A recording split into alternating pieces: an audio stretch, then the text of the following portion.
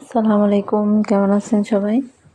আজকে বাঁধাকপি ভাজি করতেছি। বাঁধাকপির সবজি আর কি। তো এই লবণ, হলুদ, কাঁচামরিচ দিয়ে আমি ভাজি করে ফেলছি। দেখেন বাঁধাকপি মাশাআল্লাহ খুব সুন্দর হয়েছে। আবার বাঁধাকপি দিয়ে আমি অল্প পরিমাণ কুচি কুচি করে কেটে নিয়ে এর সাথে কিছু শিম দিয়ে লবণ আর হলুদ দিয়ে সিদ্ধ করে নিচ্ছি। সিদ্ধ করার পর আমি এগুলা দিয়ে ভর্তা বানাবো।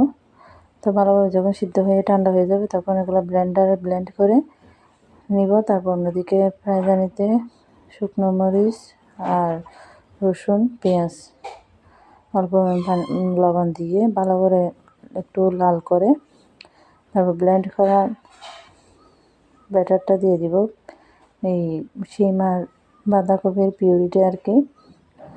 দেওয়ার পর ভালোভাবে নেড়ে চেড়ে একদম ভালোভাবে নেড়ে চেড়ে সুন্দরভাবে হয়ে যাবে আমার বাঁধাকপি আর শিমের ভর্তা।